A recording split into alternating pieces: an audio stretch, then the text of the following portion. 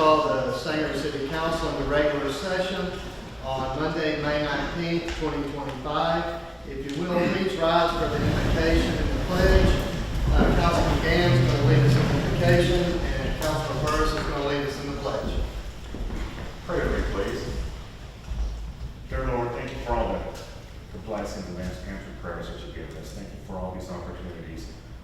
Please continue to guide and direct us and watch over all of our citizens and continue to provide for our needs and guide us.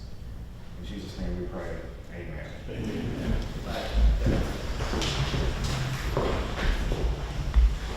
I pledge allegiance to the flag of the United States of America and to the republic for which it stands, one nation, under God, indivisible, with liberty and justice for all. Thank you. You may be seated. The first item, as usual, on our agenda is citizens input time. Anyone wishing to speak on an item that's not on the agenda is welcome to come forward and do so. We do like to get a citizens input form from you if you're here to speak on an item and inform council of something. Unfortunately, non-agenda items we're not able to deliberate on or interact with you on, but we can be all ears, us and staff here.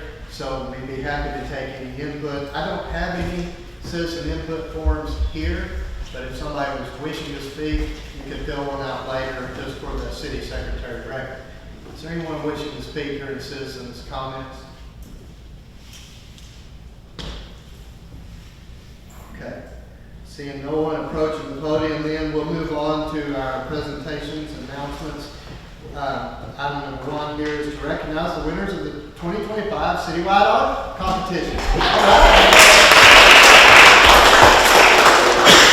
So March was National Youth Art Month, and Youth Art Month promotes art and art education in the United States. And to help celebrate and bring awareness to the importance of art, the city held our third annual art competition, allowing residents of all ages to submit their art for display at the Sanger Public Library throughout the month of April. And we had close to 100 pieces of art that were submitted, and city employees and residents were asked to vote for their favorite artists in each age group. And tonight we celebrate all the winners. All right.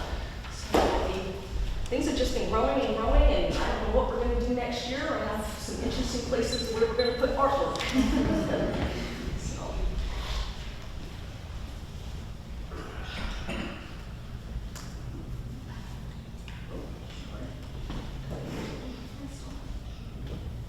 So Ruby Radiner for our ages 0 to 4.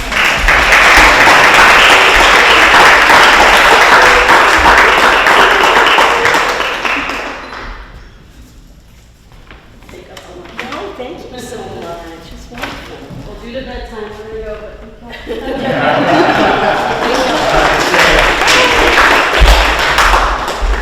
And our next. I tell you what, if you want to stay for half a second, Yeah. we might get a picture Yeah. of all the winners. Yeah. Yeah. And our 6 to 10 winner, sorry, all sorts of turn around here. There's Amelia Ruggieri.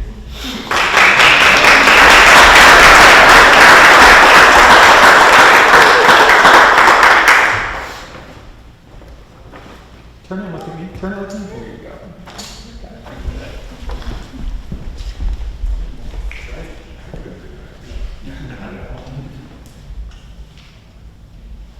Okay, there we go. And Presley Allen for ages 11 to 13.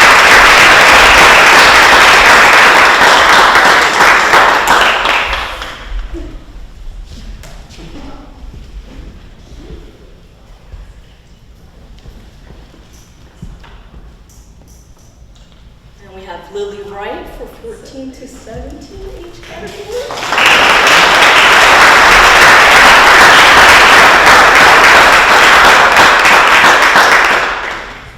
Congratulations. That's amazing. And our adult category is Dallas Clifton.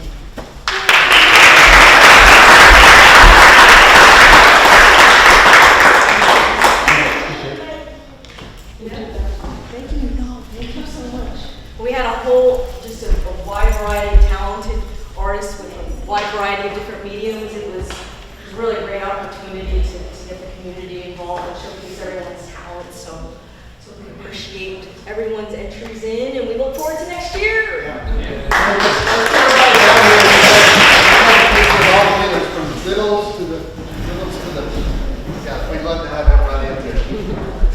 Need a picture of this one and she's little, because when she's the band go, you need to pull it out and say, see, you started very early. Come on, come right in front of this group.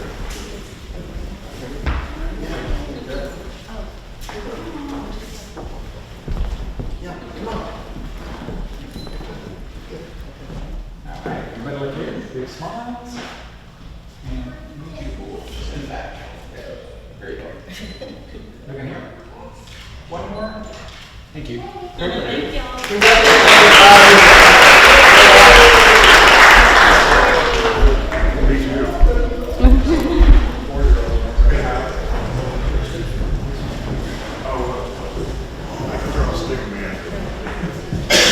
Laura, thank you for pulling that together and doing that for the community.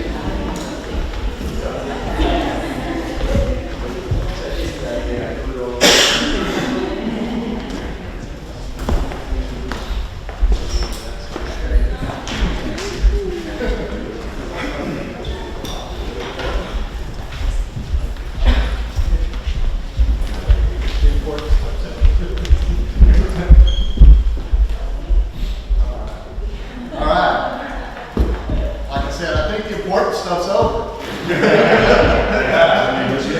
All right. This is just the information stuff. Yeah, so here we go. We're going to get our annual presentation from the police department. Thank you, Chief Tyson, for coming. Mayor and council, thank you for having me. So this is a short summation of basically our 24-year review. There are a couple of things that I'll just give you brief updates on or that have happened since the beginning of the year that kind of affect some of the information that's on here. But since most of this is just based on the 24-year, I figured I'd do it that way. So the agenda items we've got, it's an introduction to our police department, some of our crime numbers, some of the community engagement stuff and outreach that we've done throughout the year, some of our training and professional development, and then operational improvements and innovations that we've had throughout the year 24 and things that are coming.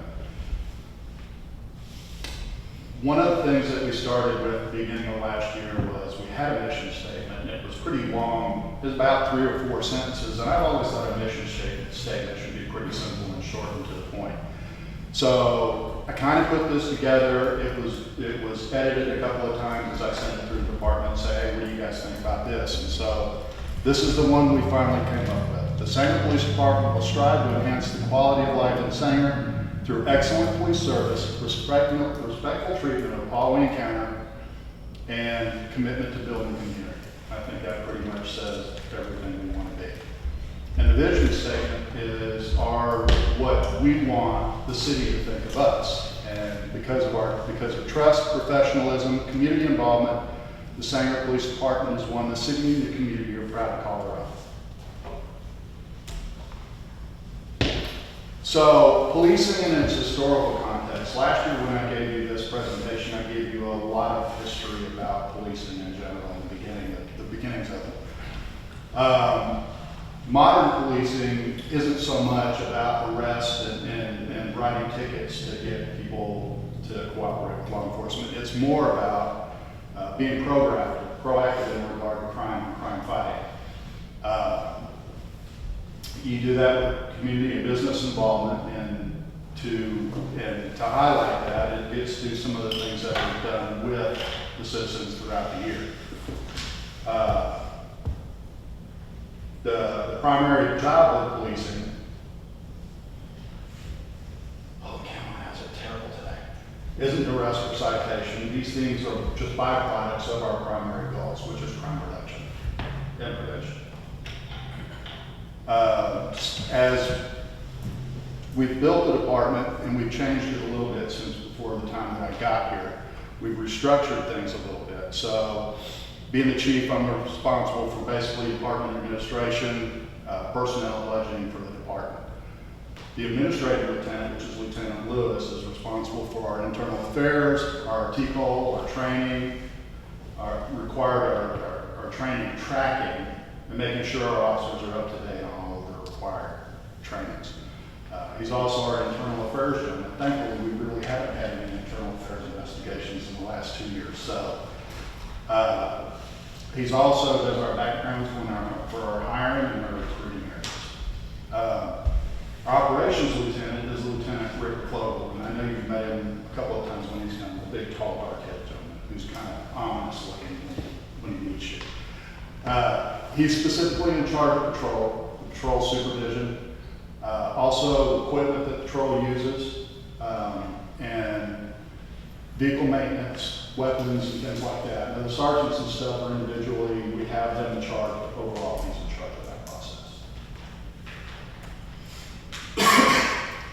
So as we are currently staffed, here is how we're situated with the officers, the detectives, where they are, and you'll see on the bottom 3 rows, we do show the 3 vacancies that are there. One of the next couple of slides will show you that at some point we got fully staffed. But over the last 2 or 3 months, we've had people resign due to personal reasons and then they're gone. So we have 1 detective's vacancy and then the 3 officers' vacancies.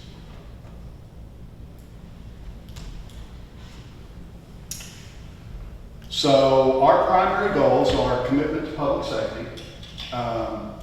Again, we want the citizens to feel safe, and we want businesses, we want the people who come and visit our city to feel safe when they come and visit our businesses. And we want to enhance the quality of life through improving the community through proactive policing and community engagement, professional policing. We maintain high standards of professionalism in policing to build trust and respect among our community members. And a lot of this goes to the events that we've held over the past, well, in the 2 years that I've been.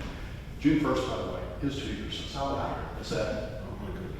So, and the fostering community trust. We talk to everybody we can, we visit with everybody we can, we visit the businesses and that just to maintain those relationships and build them. So last year in 24, we had, this was our crime stats based on just the offenses. There's just under 400 offenses for the entire year. But I don't know if you recall over the last couple of years when you guys have been giving presentations on the number of calls. Up until Denton County started with the Mark 43 RMS CAD system, officers were turning in paper worksheets, and that's how calls were tracked and things of that nature. With Mark 43, we're actually able to track all of the calls that they're sent to, whether they're canceled or what. So the number of calls that they would be accounted for over the last several years, you see within the 7,000 to 9,000 range.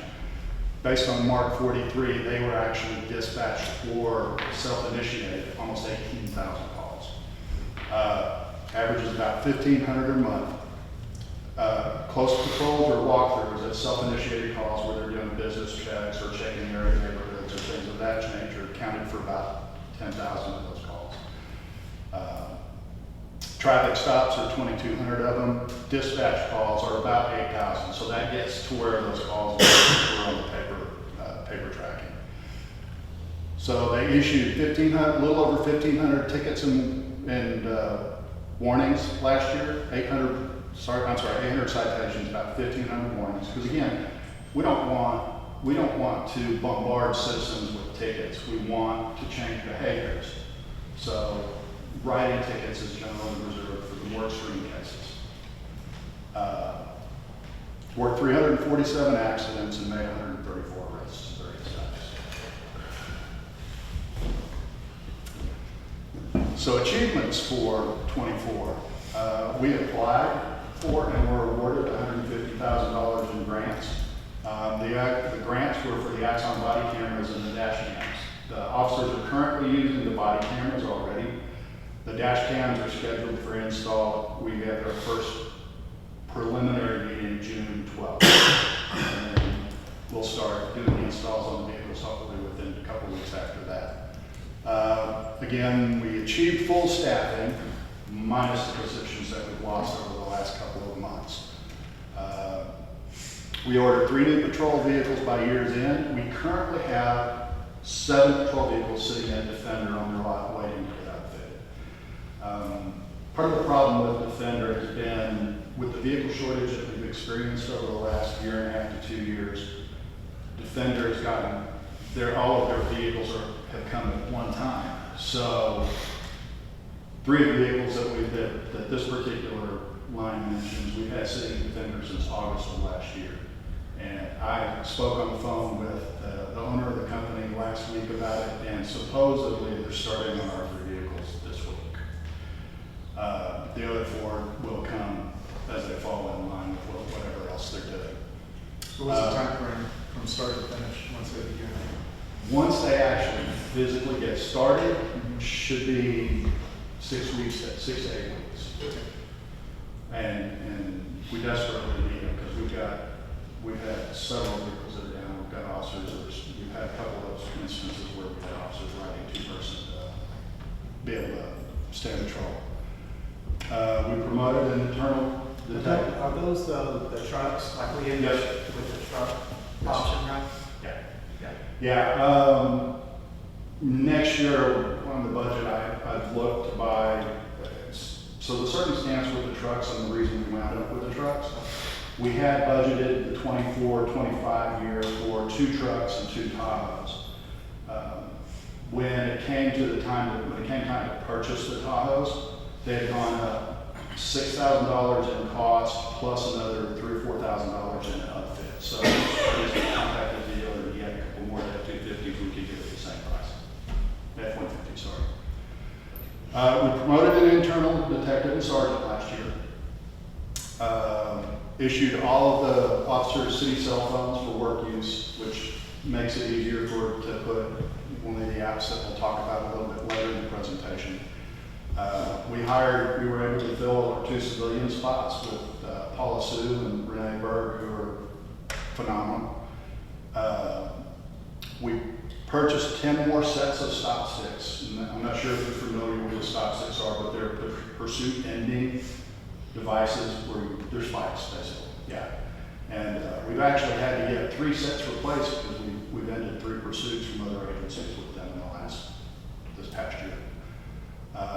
We got 5 ballistic shields for the officers and sent one of our officers to train the officers, training to be able to use those. Upgraded all of our tasers to the Taser 7s. Now it's not the Taser 10s, which are the newest, but there's some debate on whether or not the Taser 10s are better because of the way they function. They're actually considered a firearm at the moment, so the Taser 7s were the better option for us. We upgraded 5 more of our Dell laptops to Dell so we could get rid of the aged Panasonic Toughbooks. We created a new patch. And I think I've gone over the history of the patch with you guys a little bit. Personally, I'm not a fan of the Dallas style patch, and so we worked and asked, and I talked to a lot of people in this town about what the city of Sanger meant to them. The vast majority of them sit Sanger's history involves cattle drives and roadways. I'm sure there's more to it, but it seems like that's the most popular thing that came up, and we'll get into that a little bit more in just a bit. We updated the uniform and carriers, and I don't have my officers here with it, but I don't know if you've noticed they're no longer wearing the black ballistic style vests that say police on them. They're a blue uniform style, and they're less aggressive, more friendly looking. But they still allow the officers to carry their wet-based gear, their molly-based gear from the midsection. And then thanks to you all and Human Resources and the City Manager's Office, we got the pay raise last year, which helped us hire and attract new people and retain those that we have. So these are the 2 devices from Axon that we have. The body cam is the one on the top, and obviously the dash cam that's not yet installed is there. The state grant for the body cameras paid for about 75% of the body cam cost. And the $100,000 covered the cost of 12 of the dash cam systems. And then over the next 5 years, we'll be paying for the remainder. If I remember right, those kind of sync up. If they're in the car and wearing this, Yes, sir. you kind of get real time. From both views. And it's not capability that we paid for yet. It may be something that I come to you at some point in the future, but with the dash cams, they have the ability to have license plate readers and the process incorporated in. These body cams also have the ability for real-time viewing from other places. I don't know if that's something we'll look into or need at the moment, but. So here's where we talked about the patch. Sorry, on those body cam and the dash cam, those are recorded at all times? No, they record when officers initiate them, and they initiate them prior to getting on the scene of the call. The dash cam triggers are when the lights and sirens are turned on. There are other triggers that we can incorporate, and when we have the June 12th meeting with Axon, we'll discuss that. They could be automatically triggered when an officer draws their taser. There's a lot more functionality that they have. I just don't know yet what we're going to do with when we get to that part. So the patch was we originally started with some ideas that Donna worked out, and then I visited with Tex and his wife, and Tex helped design this patch. Again, and it came from me talking to, I'm gonna ask some of you guys, and that's where the design came from. And I can't honestly think of a negative comment we've gotten since we switched to. So I mentioned that we had already achieved full staffing for some of the officers that we hired. Upper left is Detective Josh Compton. Upper right is Callie Hastings. The center in the middle is Dina Figueroa, who's one of the ladies that, due to family reasons, had to leave us. I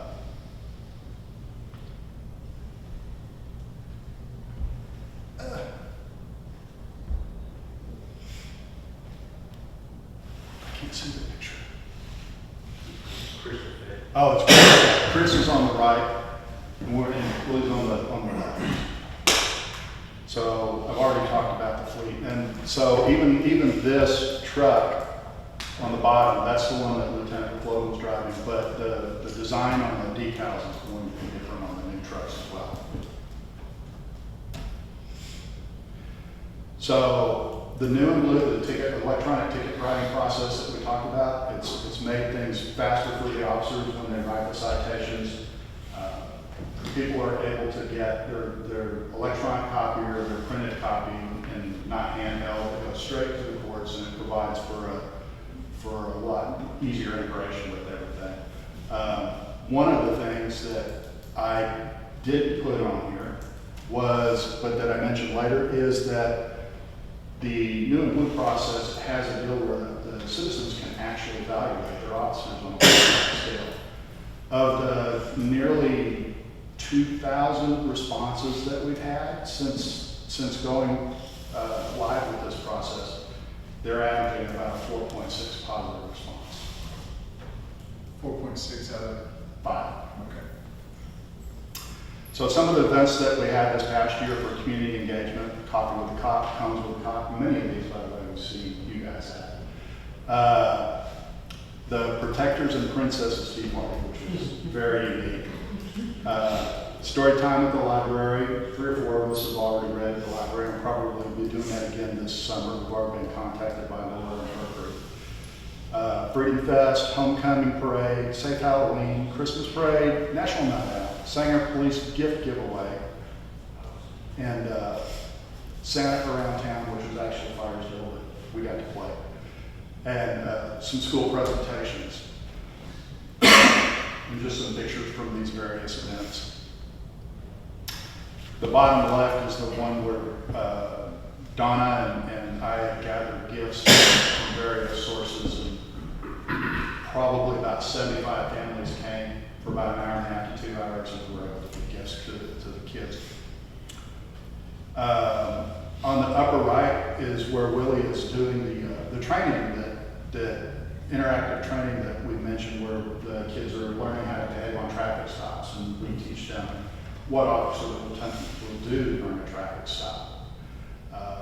And then the bottom is the library reading, and in the middle is a presentation that Detective Zawala did at the middle school for a law enforcement class that they teach there.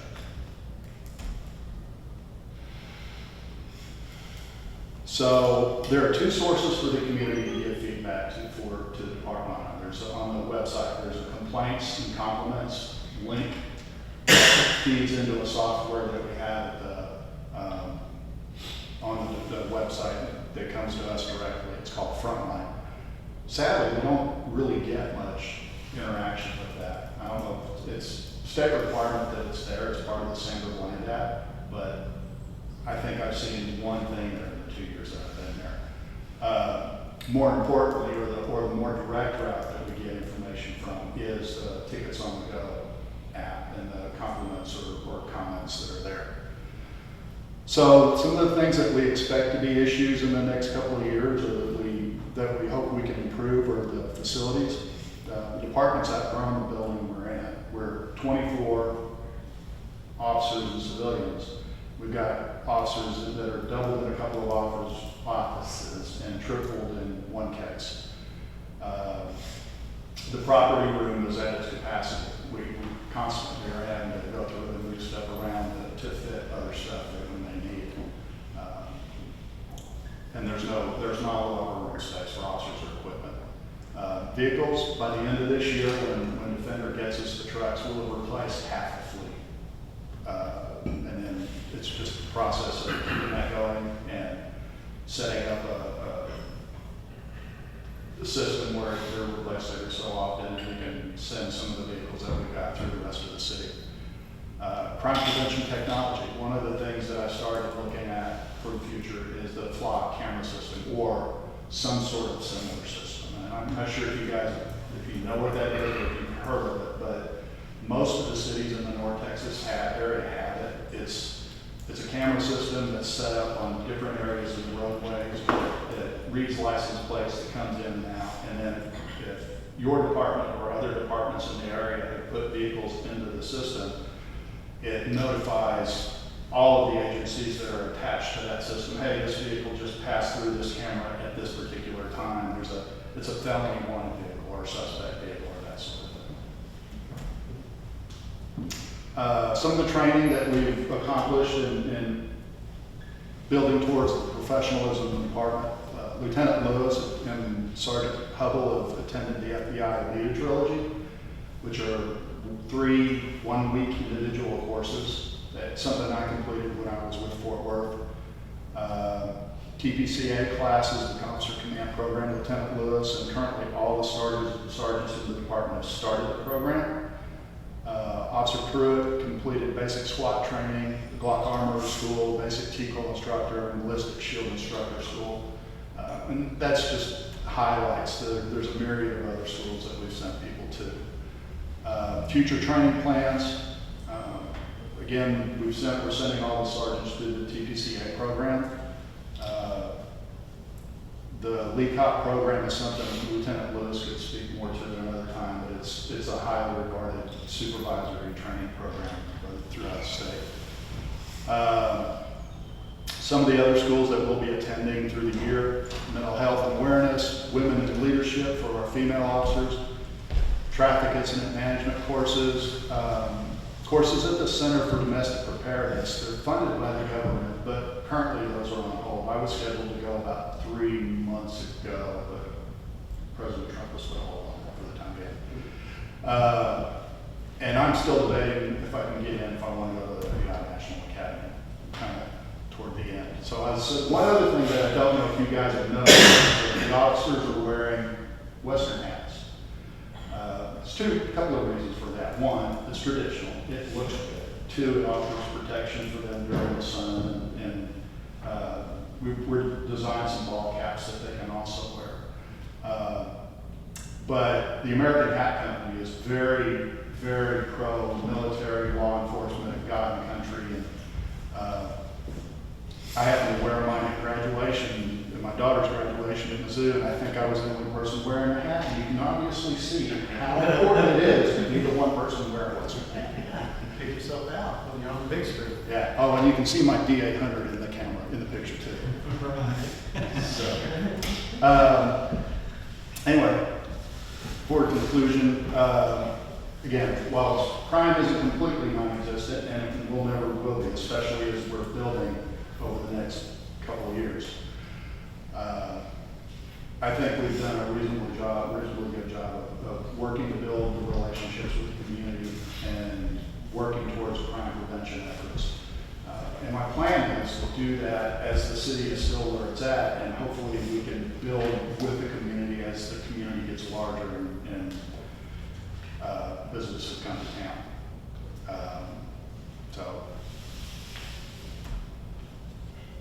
Hey, Chief, I called Sergeant Fletcher to come up here and show you this. Oh, come on up, Brandon. So modeling the new vest, we have. If you were, so it's more traditional looking, it's got the regular pockets of this, and then all of the modeling stuff is down below.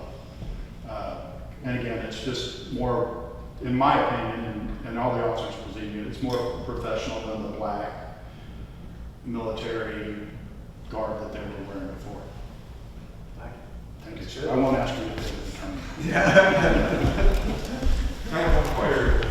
Yes, sir. In the past year, Mhm. has there been an increase in any sort of certain crime? And has there been a decrease in any certain? Or is it You know, basically we've got- the same as what it was? Yeah, if we go back to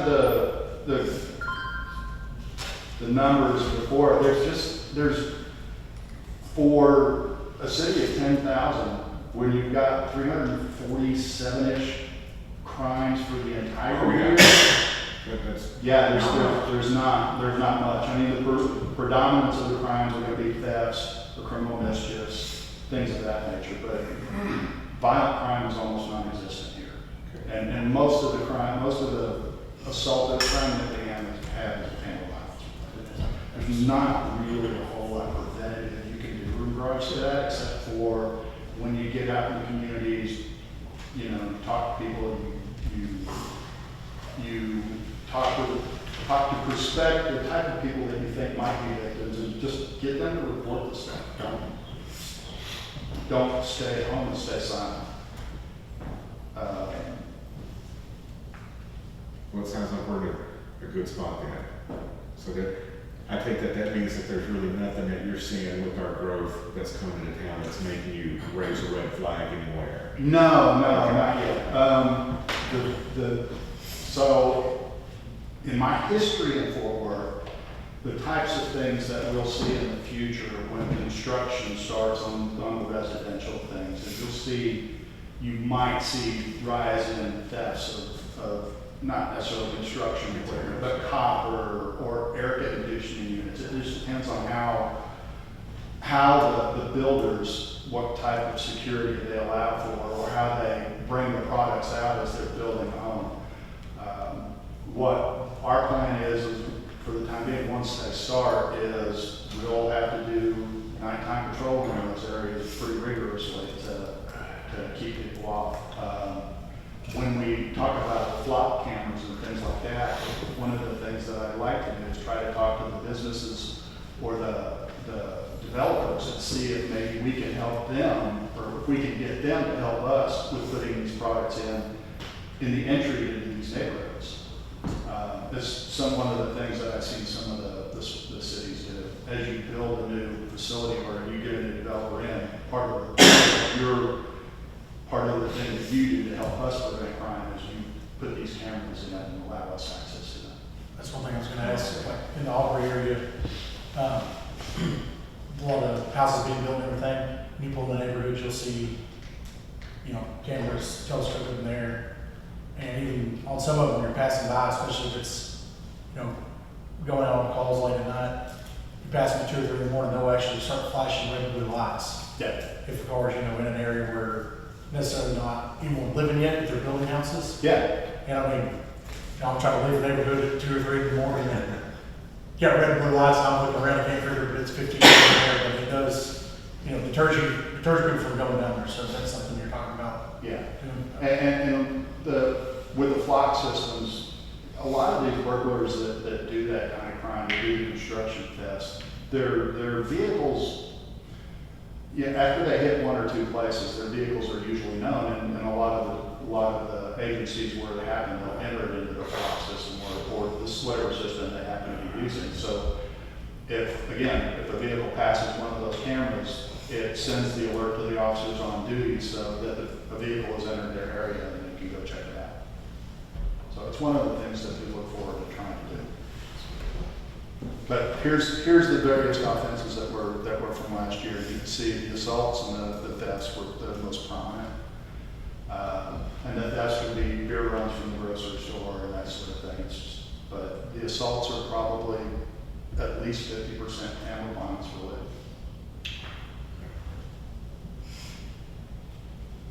Thank you, Chief. Yeah, any other questions from council? Thank you for the thorough report and encouraged by all the work. And always, when I see you at the events and stuff, I know the community is really engaged with y'all and vice versa. I was at that Touch the Truck. They had one of the ballistic shields out. It's pretty, you know, it's kind of heavy. You know, some of the little kids were. So, but I think that's where, you know, a lot of added value. That's the best part of our job. You bet. Yeah. Well, thank you for taking the time tonight to bring Thank it you. to us. All right. That brings us to item 3, which is discussion regarding the transition from standing meeting minutes to action-oriented minutes. Kelly, you going to visit? In your packet, you have a set of action minutes. I went back and I looked through some of the minutes, and the history showed that during some other city secretaries' tenures, they did action minutes. Basically, from what you are used to, with the exception of Josh, we had discussion items and bullet points, but as we have transferred over to recording, the discussion now can be watched or viewed by you or the public. So going back to action minutes where it is the department head gave an overview and then the vote, this would be a really good time to move back to that and have it more efficient and effective. So that's my plan. How long do we retain the video? That's one question I don't think we asked. I was curious because it impacts a follow-up question I want to ask about minutes a little bit. Do you know how we have, what the requirement is there? We try to keep those in perpetuity down because there's not really an issue with that because it's just storage is cheaper and cheaper. That policy could certainly change at some point, but it would be up to the council to change that along with any regulations that the state might put down. The genesis of the question is really, I know there's some times, especially when 455 was happening, and we had to ascertain that it was our city street and incorporate it into the city or whatever, something to that effect, so that we could get reimbursement for that. And we went back to some way old minutes to get that detail. And it obviously was in writing, and we could peruse through it, and you could kind of get the time frames and stuff. What we might consider, you know, if we've got it in video, then that's fine. But I mean, some of the print stuff is searchable, and you know, I think where we were going was some handwritten, and some of the parchment, really old stuff that we have, right? To flip through that to find that chapter and stuff, and that's what came to my mind when we were talking about how much to not incorporate. And that will really really what you're most concerned with, even when you look at that, is the action within the discussion. Now that we video those, really the only thing that is better with the video at this point is the context and tone of decisions. the action will always be the action. But back to that as well, since we've gone electronic and started using Laserfish, every packet that I found when I started and we implemented Laserfish, we kept. So some of that supporting documentation that you're mentioning would be available where staff maybe had the bullet points and the history of that information for perpetuity until you guys change. The city of Fort Worth actually keeps electronic packets for, I think, 10 years. Well, this went back into the, I don't remember exactly. But It started or something. Well, Yeah. those printers, drawn on velvet. Yeah, so anyway, that's what came to my mind was like, okay, way past our era, you know, what's the, you know, what can we not foresee was important, you know, that's the challenge for that. But I think the packet search gives me good comfort. I hadn't thought about that. But anyway, we went back pretty far to try to get that nailed down. Jim remembers it, so.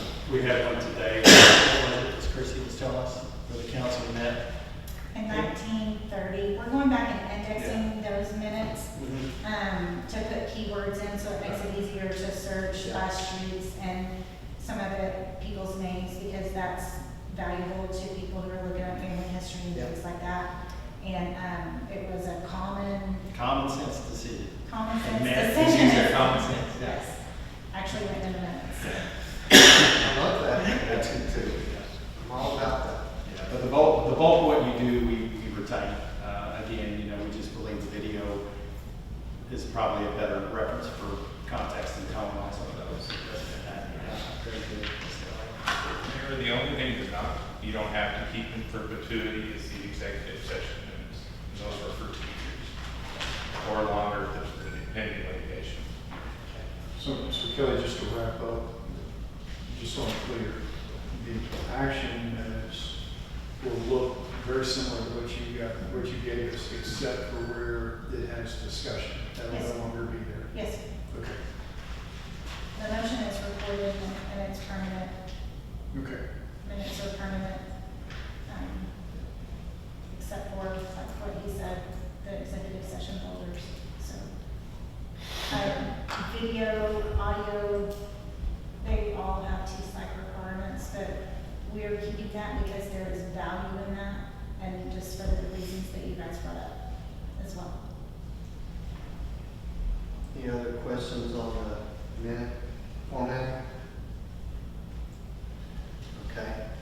That brings us to the consent agenda.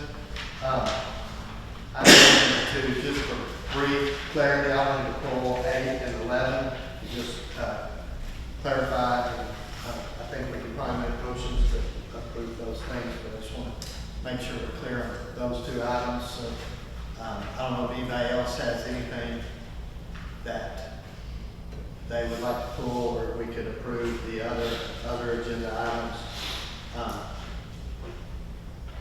without pulling. Well, yes, number 10, I think it's important that just not be glossed over. I think I understand it, but if we could pull 10 as well. Okay. Did you say 8 and 11. So 8, 10, and 11. Any other items we want to discuss further outside of consent? Hearing none. If not, I would entertain a motion to approve the consent. Yeah. X, 8, 10, and 11. Well, I'm sorry. Could I pull 9 as well? Because I have one question on that cul-de-sac. Yeah.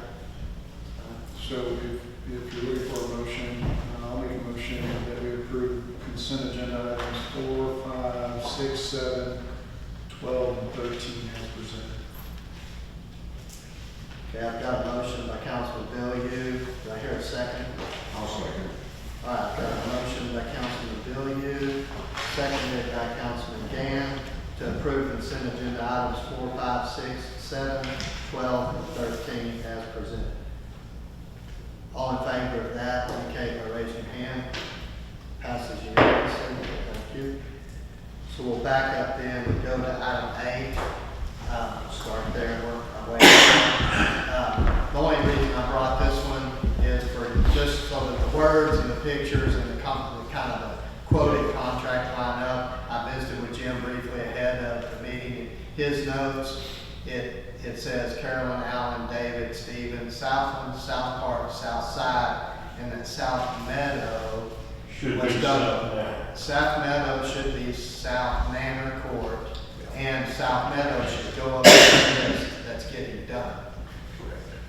Yeah, and that matches the picture. I just want to make sure which one was right, and that matches the contracted amount, the quoted contracted amount. Quote's right, and the graphic is right, it's just the verbiage right there.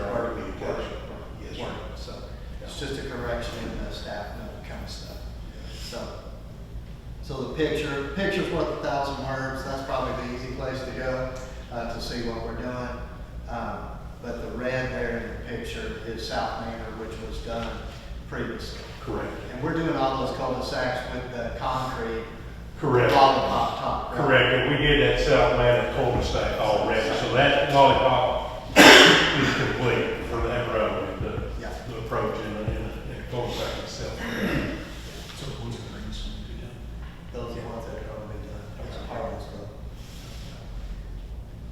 We've basically been going around the city year by year, picking, contiguous streets we can do so there's less mobilization and they can work on as a block and do that. And then kind of alternating on cul-de-sacs between that area and the ones off the Linden Park. So just one here and here to here. And just for context, the cul-de-sacs, the top of the lollipop, we've been putting in concrete because trucks turn, people turning, you roll the asphalt and all that stuff. So we're making those improvements to try to make those last a little longer. Anyway, that's the only thing I had to point out, was just to clarify that all 3 of those lined up. Yes, that's correct. Any other comments on 8? All right, I'd entertain a motion to approve 8 with just that minor adjustment in the context. It's really not an adjustment in the voted item at all. So, because the quote is correct. Correct. Mr. Mayor, I'll make a motion that we approve consent agenda item number 8 as presented. Okay. Do I have a second? Second.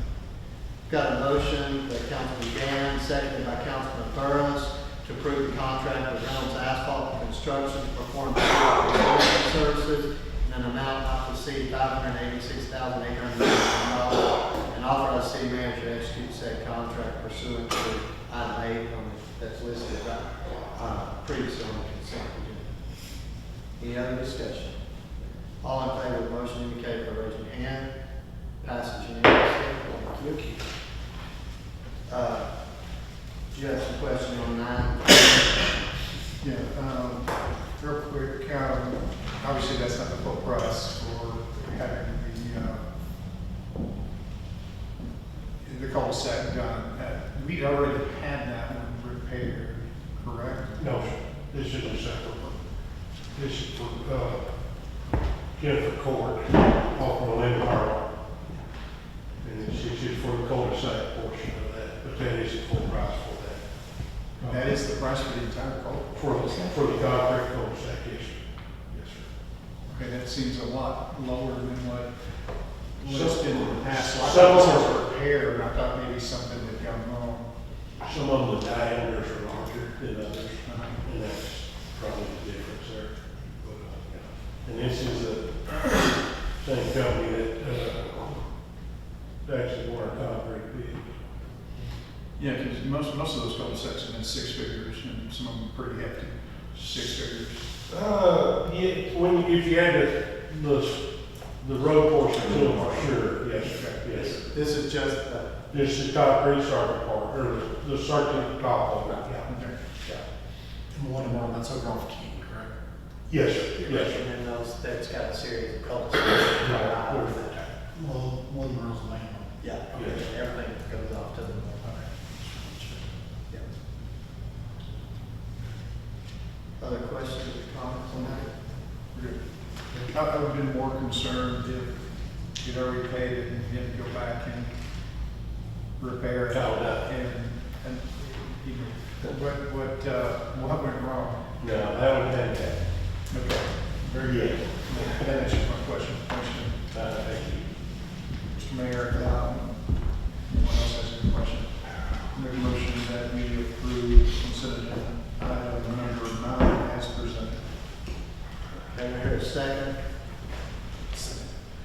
Okay, I've got a motion by Councilman Billiard, seconded by Councilman Burris to proceed with the improvement, concrete improvement on Jennifer Court cul-de-sac project as presented in item 9. Any other discussion? All in favor indicate by raising your hand. Passes unanimously. Okay. Item number 10, where would you want to have some conversation on 10? Yes, so this was it Texas, or was it the construction company that requested this? This is typically these come from TxDOT. It's very similar to what was done on 455 during construction. If you remember at that time, we reduced that speed limit through construction. They gave a date of construction or a time frame, which this mimics that almost identically. There, this is for the clearly the service roads when they really dig into the I-35 portion. What you've seen now, everything that's happened on the service roads around 35 at this point has been really to do with the approaches to the bridge in that segment. So when they start the lane work, they wanted these put in place for everyone's safety. Did we really have it was multiple different speed limits along there? There are. I mean, it's pretty high even whenever you come off the exit. It's 50 miles an hour all the way up to the lot on that little service road where you've got Jack in the Box there now, and the hotel and everything else. So this will probably be something that we want to talk about as they finish I-35 and the new ramps are out, and the new exits are in place. This might be a discussion we want to have with TxDOT. Ultimately, if we can get an agreeable speed limit that they will allow there, that you have a little more control over the safety there. Ultimately, TxDOT will do as they choose, but they are in the process of setting those speed limits along a lot of this corridor. So now is the time to begin those discussions with them, because we have several years of construction that will go on. I'm not going to tell you how many I think it is, but it's 7 years, and go from there. So I don't, and maybe I missed it, but I didn't see an end date on this. Is it just until construction is complete?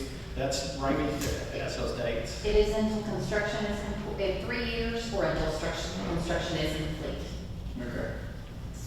whichever happens first. All right, and is it TxDOT that's going to post that, or is that our responsibility? They'll post it. Okay. It's our responsibility to set it because it's in our jurisdiction, but that is all part of their staging.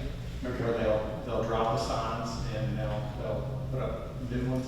A lot of times on a project like this, they won't set up new signs. They'll drop the old ones like they did on 455, and then the police department will police that, patrol that for a while to make sure that we get the compliance. It's a much different age now with GPSs in the cars and everything else. People know that there's speed changes. You see it all the time. So, but they will provide, again, we don't always get that when they say we're going to get that, but they'll be providing updates on what that traffic plan is supposed to look like as they get closer to their permitting and actual construction. After typically construction, TxDOT will do a traffic study, determine whether or not they want to change the speed limit.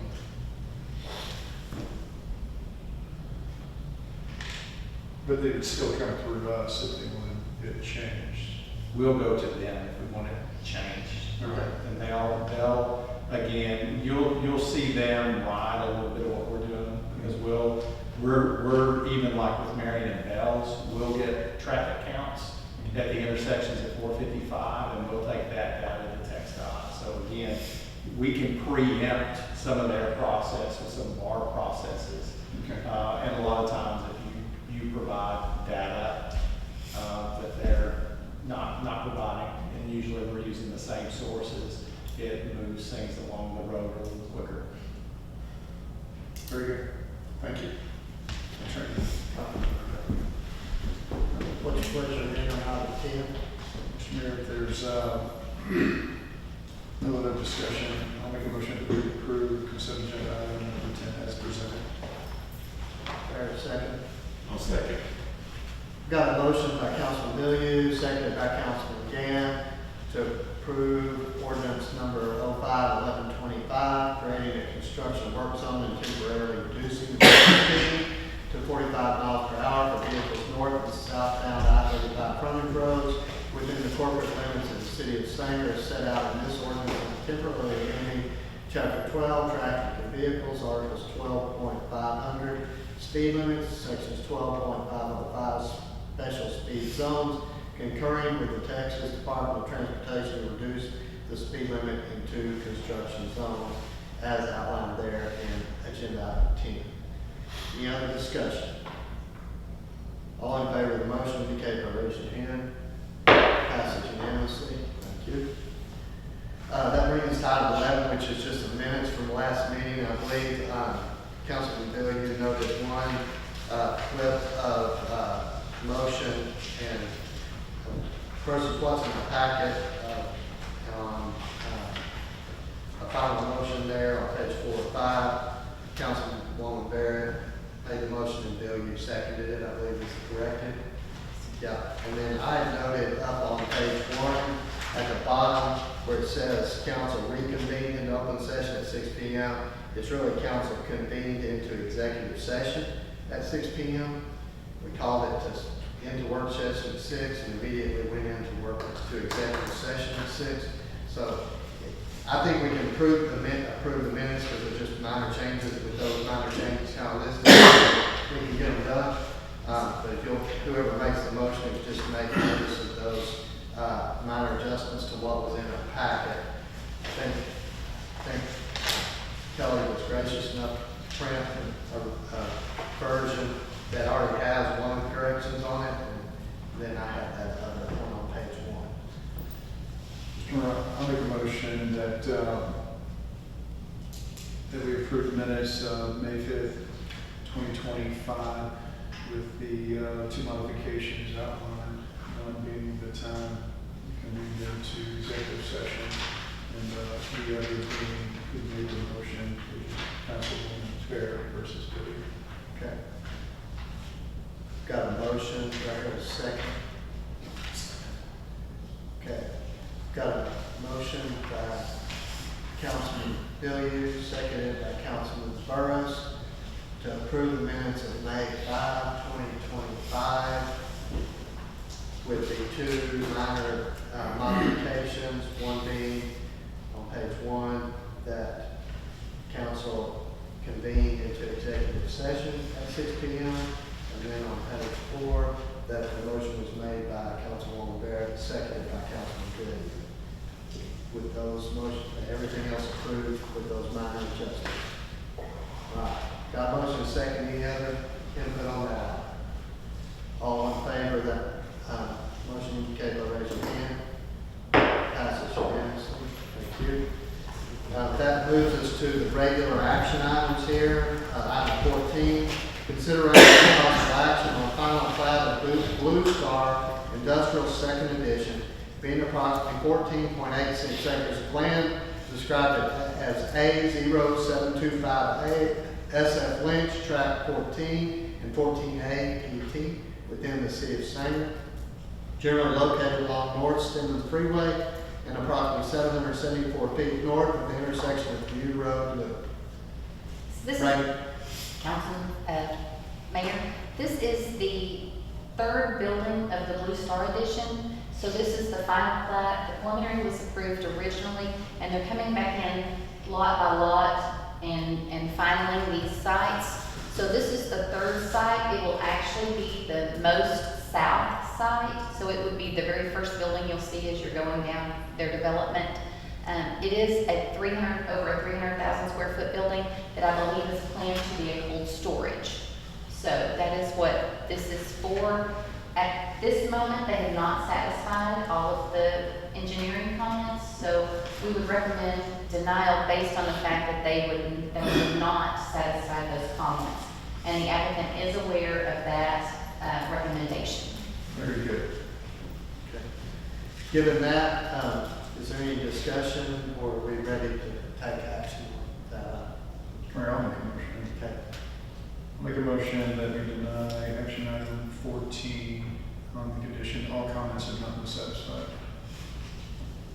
Okay, that motion there is second. I'll second. Got a motion by Councilman Billiard, seconded by Councilman Gann, to deny the final plat of Blue Star Municipal Second Edition as listed in item 14, because not all comments have been satisfied. Those are engineering comments, by the way. Any other discussion or questions? All right, all in favor of the motion to deny, indicate by raising your hand. Passes unanimously. That brings us to item 15, which is consideration of possible action on preliminary plat for Sanger Daycare Edition, being approximately 5.070 acres of land, described as Mary H. Shirley, Block 14, SPT 15 and A, 1241A, Tier Western Tract 276, generally located on the east side of 2nd Street, approximately 142 feet north of Jackson Street. Right? Yes, I ran a little early, I said on that one, sorry guys. The applicant called today and asked us to withdraw this project, so they will be coming back to you on the June 2nd account. Okay, so we'll take no action then on item 15.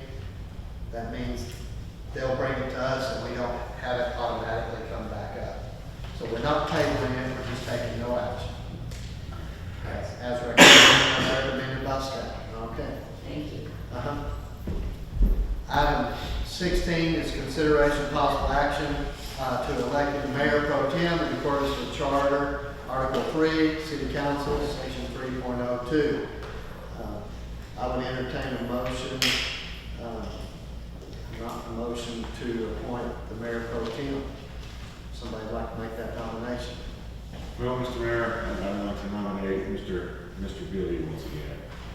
Okay. So I've got Councilman Billy, the current mayor pro tem Billy, renominated for that by Councilman Dan. I've got a second to that. Second. Okay. I've got a motion by Councilman Dan and seconded by Councilman Burris that nominating the point that we appoint Councilman Gary Billiou as mayor pro tem in accordance with Article 3, City Council Section 3.02. You good with that, Mr. Mayor Pro Tem? Oh, I'll take it up with Mr. Gann. Yes. All right. Very good. All in favor of that motion indicate by raising your hand. All right. Passes unanimously. All right. Future agenda items, are there any items council would like to mention at this time for future consideration?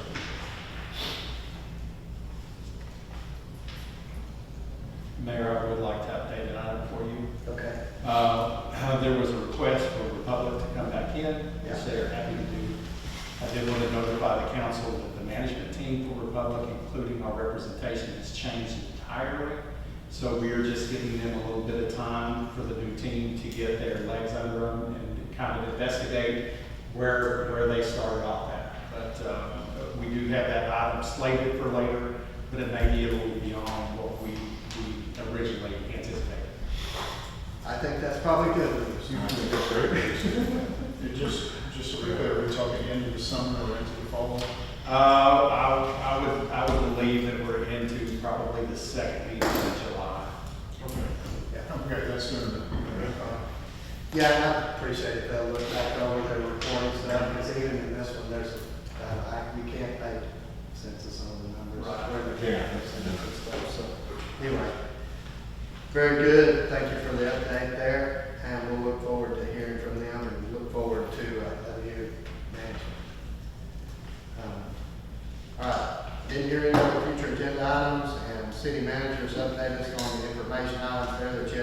17 and 18, which is the Republic Waste reports, which sound like they'll have better information forthcoming there. Seeing no other items on the agenda, we'll call this meeting adjourned at 8:05.